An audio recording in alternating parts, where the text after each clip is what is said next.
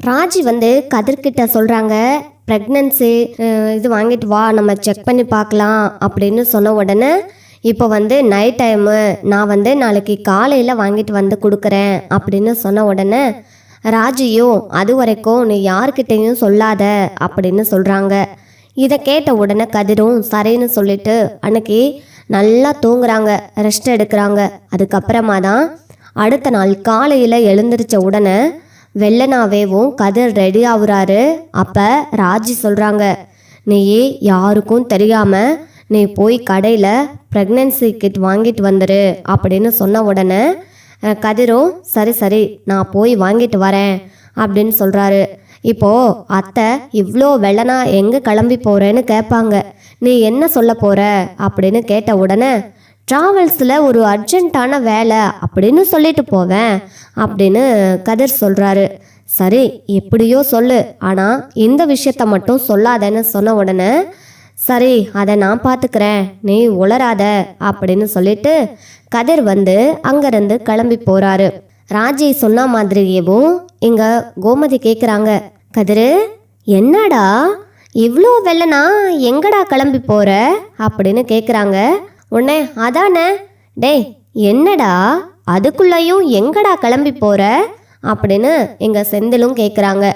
உடனே கதிர் வந்துட்டு அது வந்துமா ட்ராவல்ஸில் ஒரு அர்ஜென்ட்டான வேலை இருக்குது, நான் போன உடனே வந்துடுறேம்மா அப்படின்னு சொல்கிறாங்க. இவ்வளோ வெள்ளனா நீ எங்கேயுமே போனதில்லையேடா. அம்மா என்னம்மா நீ, அர்ஜென்ட்டான வேலைனா சொல்லிட்டா வரும், நான் போன உடனே வந்துடுறேன் அப்படின்னு சொல்லிட்டு அங்கேருந்து கிளம்பி போகிறாங்க. அங்கே கிளம்பி போன உடனே இங்கே இந்த பக்கம் பாண்டியன் சரவணன் இவங்கெல்லாம் கடைக்கு கிளம்பிக்கிட்டு இருக்காங்க. அங்கே சுகன்யாவும் பழனிவேலும் அதுக்கு முன்னாடியேவும் இந்த மாதிரி சுகன்யாவை கொண்டு போய் அங்கே பழனிவேல் கடையில் விட்டுட்டு வரலாம், நம்மளுக்கு ஒரு வேலை இருக்குது, இன்னைக்கு கொஞ்சம் வெள்ளனா நம்ம சரக்கு எடுக்க போகணும் அப்படின்னு சொல்லிட்டு இங்கே பழனிவேல் வந்துட்டு சுகன்யாவை கூட்டிகிட்டு போய் கடையில் உட்கார வச்சுட்டு பழனிவேல் வந்துக்கிட்டு இருக்காரு. அந்த நேரம் பார்த்தா கதிர் வந்துட்டு அங்கே ப்ரெக்னன்சி கிட் வாங்குறதுக்காக கடையில் அங்கே நின்றுட்டுருக்காரு. இவன் என்ன எங்கே நின்றுட்டுருக்கான் அப்படின்னு பழனிவேல் பார்த்துட்ருக்காரு. அப்போ தான் வந்துட்டு இங்கே கதிர் வந்து ப்ரெக்னன்சி கிட் வாங்கிட்டு வெளியில் வர்றாரு. வெளியில் வந்ததுக்கப்புறம் இங்கே பழனிவேல் வந்துட்டு நேராக கதிர் போனதுக்கப்புறமா கடையில் வந்து கேட்குறாங்க, என்னாச்சு ஏண்டா அப்படின்னு இந்த மாதிரி கடையில் நிறுத்தி என்னடா ஆச்சு இங்கே என்ன பண்ணுற அப்படின்னு கேட்ட உடனே எங்கள் கதிர் இருந்துக்கிட்டு அது வந்து மாமா ஒன்றும் இல்லை சும்மா தான் வந்தேன் அப்படின்னு சொல்லி சமாளிக்கிறாரு. உடனேவும் கதிர் சொல்கிறாரு, மாமா எனக்கு டைம் ஆயிடுச்சு, நான் வீட்டுக்கு கிளம்பட்டா அப்படின்னு சொன்ன உடனே என்ன மாப்பிள்ள இங்கே ஏன் வந்தேன்னு கேட்டால் ஏதோ மறைக்கிற, சரி சரி நீ கிளம்பு நான் பார்த்துக்கிறேன் அப்படின்னு சொன்ன உடனே கதிரும் கிளம்பி போயிடுறாரு. அப்பாடா மாமா கிட்ட இருந்து ஒரு வழியாக தப்பிச்சாச்சுன்னு சொல்லி கிளம்பி போன உடனே பழனிவேல் வந்து கடைக்குள்ளே வந்து கேட்குறாரு, இப்போது கதிர் என் மாப்பிள்ள தான், அவன் இங்கே என்ன வந்து வாங்கிட்டு போனான் அப்படின்னு கேட்குறாங்க. இதை கேட்ட உடனே கடைக்காரரு ப்ரெக்னன்சி கிட் வாங்கிட்டு போகிறாரு அப்படின்னு சொல்கிறாங்க. இதை கேட்ட பழனிவேலு, ஓஹோ இதுக்கு தான் அம்பிட்டு வெக்கப்பட்டுக்கிட்டு சொல்லாமல் போனானோ, அவனுக்கு இன்னைக்கு இருக்குது, அப்படின்னா அவன் வீட்டில் யாருக்கிட்டையுமே சொல்லியிருக்க மாட்டான், அப்பாவாக போகிற விஷயத்த யார்கிட்டையும் சொல்லலை, இன்னைக்கு வீட்டில் போய் எல்லாருக்கிட்டையும் சொல்ல வேண்டியதான் அப்படின்னு வேகமாக வண்டி எடுத்துக்கிட்டு இங்கே பின்னாடியே வராங்க.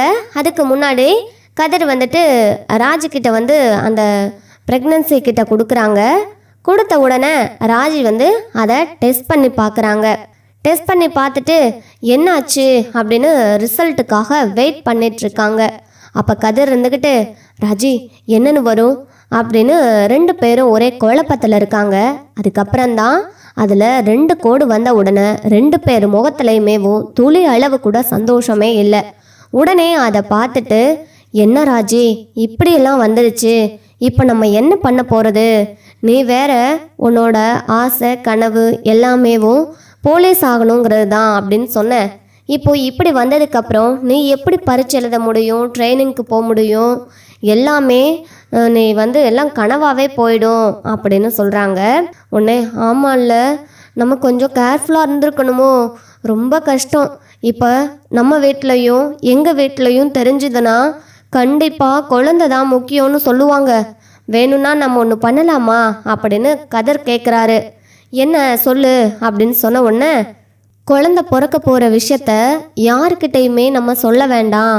நீ கன்சீவாக இருக்கிற விஷயம் நம்ம வீட்லேயும் சரி உங்கள் வீட்லேயும் சரி யாருக்கிட்டையும் சொல்லாத அப்படின்னு கதிர் சொல்கிறாரு.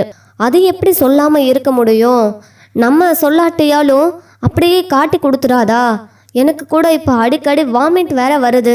திடீர்னு வாமிட் வந்துச்சுன்னா அவங்களே கன்ஃபார்ம் பண்ணிட மாட்டாங்களா அப்படின்னு சொல்லி கேட்குறாங்க. எதா இருந்தாலும் நீ இப்படி யோசிக்கிறத முதல்ல விடு. அதெல்லாம் நடக்கும்போது பார்த்துக்கலாம். நானும் உன் கூட தானே இருப்பேன். ஏதாச்சும் ஒன்று சொல்லி நம்ம சமாளிச்சுக்கலாம். அது ஒன்றும் பெரிய விஷயமே இல்லை. நீ உண்மையை உளராமல் இருந்தா சரிதான். அப்புறம் பார்த்துக்கலாம். இப்போ நீ சொல்லிட்டேன்னா அப்புறம் எந்த ஒரு இதுக்குமே விடமாட்டாங்க அப்படின்னு சொல்கிறாங்க. நீ சொல்கிறதும் சரிதான், ஆனால் எனக்கு ரொம்ப பயமாக இருக்குதே அப்படின்னு சொல்லிட்டு எங்கள் ராஜியை சமாதானப்படுத்திட்டு 2 பேரும் வெளில வராங்க. சரி, இனிமே நீ சொன்ன மாதிரியே நான் செய்கிறேன்னு சொல்லிட்டு வெளியே வந்ததுக்கப்புறம் பழனிவேல் வேகமாக வந்து, மச்சான் மச்சான் உங்களுக்கு ஒரு முக்கியமான விஷயம் அப்படின்னு சொன்ன உடனே, என்ன என்ன இவன் என்னப்போ பேசிகிட்டு இருக்கானேன்னு சொல்லி சொல்கிறாங்க. என்னடா முக்கியமான விஷயம் அப்படின்னு பாண்டியனோட எல்லாரும் கேட்குறாங்க. அப்போதான், அக்கா ரொம்ப பெரிய விஷயம், நீங்கள் பாட்டி ஆயிட்டீங்க. 2வது குழந்தை நம்ம வீட்டு வாரிசு ராஜியோட வயிற்றுல வளருது. கதிர அப்பாவாயிட்டான் அப்படின்னு சொன்ன உடனே, என்னடா சொல்கிற அப்படின்னு வேகமாக பாண்டியன் எழுந்துருச்சு. என்னடா நீ சொல்கிறது உண்மையா பழனி அப்படின்னு கேட்குறாங்க. அட ஆமாம் மச்சான், அங்கே ப்ரெக்னன்சி கிட் வாங்கினதை நான் தான் பார்த்தேனே. கதிர் தான் வாங்கிட்டு வந்தானே. ராஜியும் கதிரும் உங்ககிட்ட இதை சொல்லலை தானே? சர்ப்ரைஸாக சொல்லலான்னு வச்சிருக்காங்க போல. அதான் அதுக்கு முன்னாடி உங்ககிட்ட இவங்கிட்ட நான் கேட்டதுக்கு சொல்லவே இல்லை. அதுதான் உங்ககிட்டையும் சொல்லியிருக்க மாட்டேயான்னு நான் வேகமாக போயிட்டு இங்கே சொல்கிறதுக்காக வந்தேன் அப்படின்னு சொல்கிறாங்க. என்னம்மா அங்கே சொல்கிறதெல்லாம் உண்மையா அப்படின்ட்டு, என்னடா பழனி நீ நிஜமாக தான் சொல்கிறியா? அக்கா உன் மேலே சத்தியமா நான் எதுக்குக்கா போய் சொல்ல போகிறேன்? அது மட்டும் இல்லைக்கா, அங்கே அண்ணன்கிட்ட கூட சொல்லிட்டு வந்துட்டேன். அங்கே ராஜி வீட்டில் அவங்க அப்பா, எங்கள் அண்ணன், எங்கள் மதனி எல்லாம் சந்தோஷமாக இருக்காங்க. என் அண்ணிலேருந்து எல்லாருமே அவங்க பாட்டி தாத்தாவாக போகிறத நினச்சி அம்பிட்ட சந்தோஷத்தில் இருக்காங்க அப்படின்னு பழனிவேல் சொல்கிறாங்க. போச்சு, எல்லாம் போச்சு. யாருக்கும் தெரியாமல் வாங்கிட்டு வான்னு சொன்னால் இப்படி எல்லாத்துக்கும் தெரிஞ்ச மாதிரி வாங்கிட்டு வந்து மானத்தையே வாங்கிட்ட. இதில் என்ன வேற தெரியக்கூடாது, நீ தான் தெரியப்படுத்திடுவேன்னு சொல்கிற அப்படின்னு ஒருத்தர் முகத்தை பார்த்து பேசிக்கிட்டு அப்படியேவும் கீழே கொஞ்சம் டென்ஷனாக இருக்காங்க. உன்னேவும் இங்கே சக்திவேல் வந்து முத்துவேலை கட்டி பிடிச்சி, அண்ணே வாழ்த்துக்கள்ண்ணே, தாத்தா ஆயிட்டீங்க, அண்ணே பாட்டி ஆயிட்டீங்க அப்படின்னு இங்கே வீட்டில் உள்ள எல்லாரும் சந்தோஷமாக இருக்காங்க. நான் கொள்ளு பேத்தியை பார்க்க போகிறேன். கொள்ளு பேத்தியோ பேரனோ என் பேத்தி பெற்று கொடுக்க போகிறா. இங்கே பாருப்பா, வா நம்ம எல்லாரும் போய் ஒரு எட்டு ராஜியை பார்த்துட்டு வந்துடுவோம் அப்படின்னு சொன்ன உடனே அவங்களும் எங்கள் பழனிவேல் சொல்லி முடிக்கங்குள்ளாட்டையும் வீட்டுக்கு கிளம்பி வராங்க. வீட்டுக்கு கிளம்பி வந்த உடனே, மாதிரி ராஜி வா நம்ம வீட்டுக்கு போகலாம், இப்படி எம்பிட்டு பெரிய சந்தோஷமான விஷயம் தெரியுமா அப்படின்னு சொல்லிட்டு, ஏங்க நாங்கள் எங்கள் பொண்ணை வீட்டுக்கு கூட்டிகிட்டு போகலாமா அப்படின்னு பாண்டியன் கிட்ட கேட்குறாங்க. உடனே பாண்டியனும், உங்கள் பொண்ணை நீங்கள் நான் வளகாப்பு போட்டு நீங்கள் கூட்டிகிட்டு போகலாம் அப்படின்னு சொன்னோடனே, அப்போது இன்றைக்கே நாங்கள் வளகாப்பு போட்டு எங்கள் பொண்ணை எங்கள் வீட்டுக்கு கூட்டிகிட்டு போகிறோம் அப்படின்னு பக்கத்தில் வச்சே பார்த்துக்குறோன்னு சொல்கிறாங்க. இதை கேட்ட உடனே எங்கள் கதிருக்கும் ராஜுக்கும் அப்படியே பயங்கரமான ஷாக் ஆகுது. என்னடா இது, அதுக்குள்ளேயும் வளகாப்பா அப்படின்னு சொல்லிட்டு. உடனே, அம்மா அதெல்லாம் ஒன்றும் வேண்டாம்மா, நான் சொல்கிறத கேளுன்னு அவங்க அம்மா கிட்ட சொல்கிறாங்க. உடனே கதிர் இருந்துக்கிட்டு, அப்பா நான் சொல்கிறத கொஞ்சம் கேளுங்கப்பா அப்படின்னு கதிரும் ராஜியும் மாற்றி கட்டில் பேசுகிறாங்க. யாருமே அதை காது கொடுத்து கேட்கல. உடனேவோ, இங்கே பாருங்க, நான் சொல்கிறத கொஞ்சம் கேளுங்க. இங்கே பாருங்கப்பா, ராஜி படிக்கணும்னு ஆசைப்படுறா, அதனால் இந்த குழந்தை எங்களுக்கு இப்போதைக்க வேண்டான்னு முடிவு பண்ணியிருக்கோம் அப்படின்னு ராஜியும் கதிரும் சேர்ந்து பாண்டியன் கிட்ட சொல்கிறாங்க. இதை கேட்ட பாண்டியனும் சரி, அவங்க வீட்டில் அவங்க அம்மா அப்பத்தா சித்தின்னு எல்லாருமேவும் ராஜியை திட்டுறாங்க. ஏ ராஜி, என்ன நீ படிப்பெல்லாம் கூட அப்புறமா பார்த்துக்கலாம், குழந்தைங்கிறது உடனே பெற்று கொடுத்துடணும் அப்படின்னு அவங்க எல்லாரும் சொல்கிறாங்க. இதை கேட்டதுக்கப்புறம் பாண்டியன் சொல்கிறாரு, இங்கே பாருடா கதிரு, எல்லாம் உன்னோட வேலையாகத்தான் இருக்குன்னு எனக்கு நல்லாவே தெரியும்.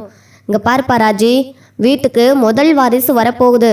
அதுவும் இல்லாமல் இப்போது தங்கமயில் வர அந்த குழந்தைய கண்ணில் காட்டுவாங்களோ காட்ட மாட்டாங்களோ அவங்க வீட்டு ஆளுங்கன்னு உன் அத்தை எம்பிட்டு கஷ்டப்படுறான்னு உனக்கே தெரியும். நீங்கள் என்ன பண்ணுவீங்களோ ஏது பண்ணுவீங்களோ எனக்கு தெரியாது. நீங்கள் என்ன நினச்சிருக்கீங்க, நாம் இந்த மாதிரி போலீஸ் ஆகணும்னு? நான் சொன்னேன்தான்ப்பா, ஒரு வாட்டி நான் சொன்னேன். அப்போது நீ முழுகாமல் இல்லை, அப்போ தான் நான் சொன்னேன். ஆனால் இப்போது நீ கன்சீவ் ஆகிருக்க. இப்போ எப்படி உன்னை நான் போலீஸ் வேலைக்கு அனுப்ப முடியும்? நான் சொல்கிறத நீங்கள் கேட்டு தான் ஆகணும். இங்கே குழந்தைய பெற்று கொடுத்துட்டு அதுக்கப்புறம் நீ போலீஸ் ஆகலாம், வேற உனக்கு பிடிச்ச மாதிரி என்ன வேணாலும் ஆயிக்கோப்பா, நான் தலையிட மாட்டேன். இந்த வீட்டு வாரிசை பெற்று கொடுத்துரு அப்படின்னு பாண்டியன் சொல்கிறாரு.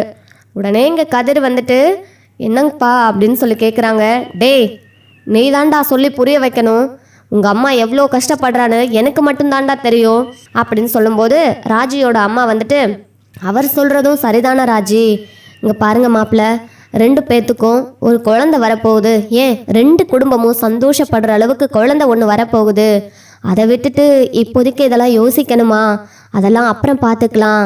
முதல்ல குழந்தைய நல்லபடியாக பெத்தெடுக்கணும் ராஜி அப்படின்னு அவங்க அம்மாவும் இங்கே பாண்டியனும் சொல்ல 2 பேருக்கும் என்ன முடிவெடுக்கிறதுன்னு குழப்பத்தில் இருக்கிறாங்க.